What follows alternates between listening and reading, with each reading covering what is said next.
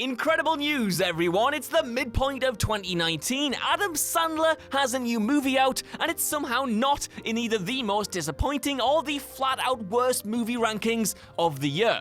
Congratulations, Netflix! Your record-breaking stream hoover has finally justified its existence.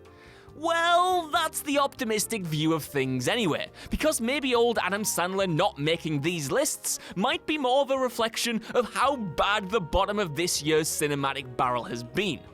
While there have been some incredible highs like Avengers Endgame, the brilliantly charming Booksmart, and all manner of wonderful documentaries, it's hard not to think that the chasm between the top and the bottom now yawns like you probably did watching Dark Phoenix. Bit of a spoiler for the list there, sorry guys. I'm Josh from WhatCulture.com, and here's what floated to the top of the cinematic toilet bowl in the first half of 2019. Number 10, Shaft. There was probably a time for a Shaft sequel, and you can sort of understand the appeal of bringing Samuel L. Jackson back for one of his most recognizable roles, but this just wasn't it, Chief. After sitting on ice for almost 20 years, John Shaft returned looking, let's face it, almost as immaculate and youthful as he did in 1999 thanks to Jackson's impossibly perfect genetics. The only problem is he seems to have arrived believing he's still in 1999, and the audience still exists for his movie exactly as it was back then. Now, there was some attempt to update the character and his world, but it's so wayward that the film's identity is horribly confused. And yes, while the multi-generational fight sequence at the end is good fun, the whole thing is obviously more cheaply made and feels like action movies left it behind. Number 9, The Professor. Every time you say that Johnny Depp is a good actor these days, you have to say it with a slightly more pronounced shrug and with a few more caveats and a little bit louder so you sound convinced yourself. Because the more he does on screen, these days anyway, the less goodwill he earns with his performances. He's definitely still an interesting enough presence to guarantee he continues to be cast in big movies, but if he keeps putting out dull dross like The Professor, you have to suspect that will eventually dry up. Because in this film, Depp plays a dying academic who decides to become a party animal for his final days, which sounds like a setup full of potential for pathos and uplifting ideas, but it all just comes across as deeply unconvincing. Chief among the issues is the severe unlikability factor of Depp's lead, largely because he's so uneven and so quick to unwelcome hammy notes. It's like Jack Sparrow hangs on him like a ghost everywhere he goes now. He just can't shrug it off, and it's to the detriment of his movies. Number 8, Hellboy. Hellboy had so much potential to be something special, with its stellar marketing and moody posters promising a unique comic book film, which is why it was so disappointing when it turned out to be so uninspired and so by the numbers. It was more than just a disappointing film though, it was an outright bad one. From the opening scene, it's evident something had gone terribly, terribly wrong, with the tone and presentation being all over the place, with every single so-called joke feeling like a personal slap in the face. There's some absurd choices that work, like Stephen Graham as a big bad banter pig, but the narrative falls short, Mila Jovovich delivers a career-worst performance, and it completely fails to bring to life the most creative, imaginative parts of the comic. Even worse, for the majority of the film, it feels as though the most interesting and exciting parts happen off-screen, with our heroes investigating the remnants of a story that sounded way better than the one they're actually in. Number 7, Dark Phoenix. Imagine if the Fox X-Men universe had ended properly with Logan. Imagine how much of a perfect ending that would have been before Marvel took the rights back. We'd all be satisfied beyond words. Sadly, we live in the darkest timeline, and this year we've had to watch a horribly dull, stupidly mixed up new take on Dark Phoenix that took itself so seriously that it forgot to be fun or entertaining in the slightest. The performances, other than maybe Michael Fassbender, range from awful to lifeless. The story feels cobbled together because, well, it was, and everyone is an idiot. In fact, it's kind of like a lesson in how to not write a movie.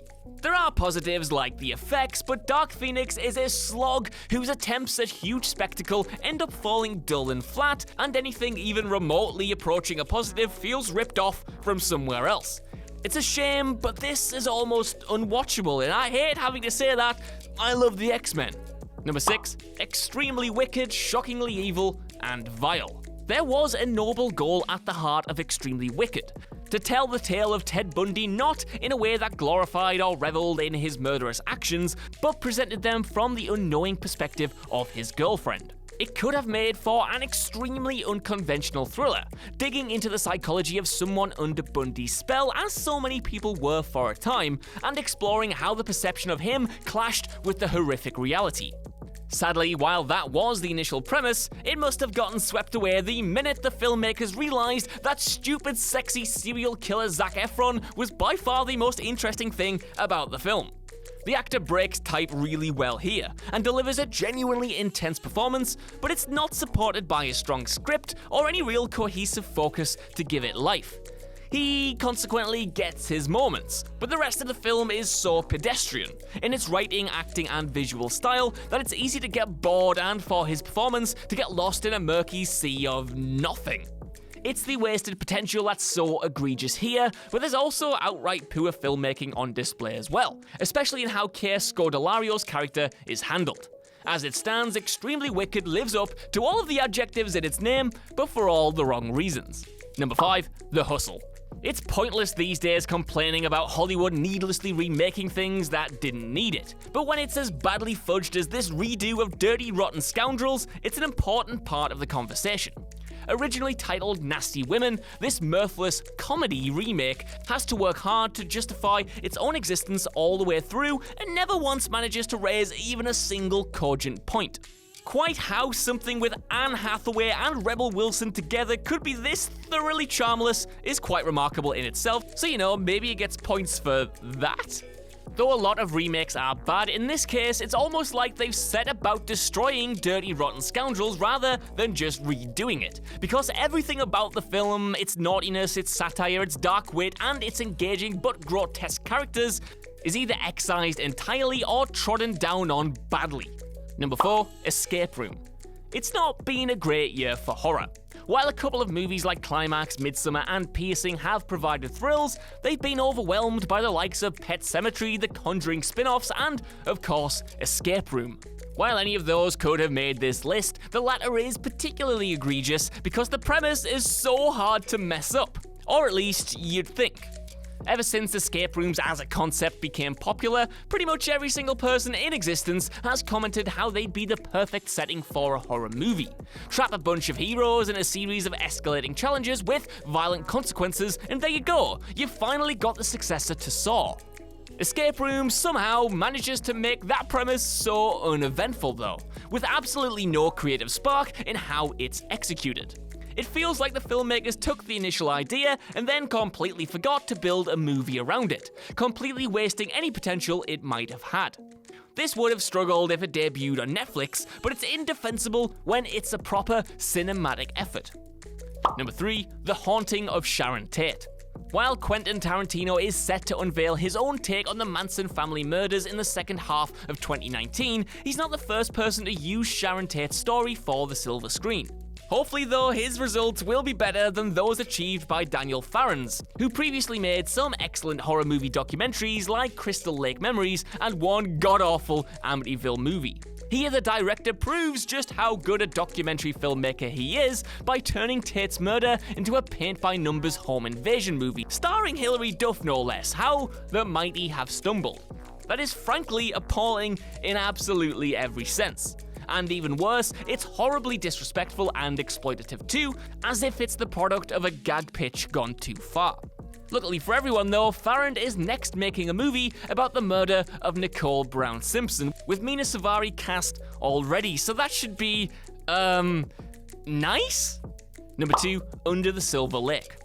Under the Silver Lake is one of the most divisive films of the year, and it's easy to see why. Its purposefully abstract, winding narrative awards the thriller a strange, episodic pace that can make the narrative aggressively frustrating. But there is a real visual flair at the heart of this LA-themed thriller, and its commitment to its bonkers ideas that will make it endearing to some. To most, though, it will make it a total, joyless slog. Andrew Garfield is fine in the lead role, but his character spends more time wanking than he does trying to solve the central mystery, which is purposefully silly and convoluted to the point where it almost mocks you for even caring in the first place. And it's that apathy for the viewer that's the biggest issue. This kind of movie should have been right up my street, considering another divisive film, Midsommar, made our year's best ranking. But it falls into the category of similar arthouse flicks that are all style over substance. It has nothing to say, and the few things it does try to comment on, like the male gaze, are presented so poorly that the film ends up undermining its own points in such ham-fisted, mind-numbing ways that'll have you pulling all your hair out. Number 1. Serenity. Where to even begin with this movie? What jokes can you even make that haven't already been done to death? Yes, this is the movie where Matthew McConaughey is in a video game, talks to a character called The Rules, and chases down a tuna fish called Justice, which doubles as the most on-the-nose bit of film symbolism maybe ever. The worst thing about Serenity, though, is that it's not even so bad it's good. It's just bad, and nowhere near as interesting as it sounds on paper. There are, of course, things to laugh at, like old Matthew shagging every single thing he sees. Seriously, he'd probably shag the fish as well if he ever caught it and it wasn't just a metaphor. But they're too infrequent, and not worth the terribly acted nothing that surrounds them. It's destined to go down in history as one of the worst films of the decade, but don't put yourself through it. The internet takedown videos are far more entertaining than the movie itself. So that's our list. I want to know what you guys think down in the comments below. Are there any movies I've missed off here that absolutely deserve to be in this ranking? And do you think there will be any movies coming out that will be here come the end of the year? But while you're down there, could you give us a like, share, subscribe, and head over to whatculture.com for more lists and news like this every single day. Even if you don't though, I've been Josh. Thank you for watching, and I'll see you soon.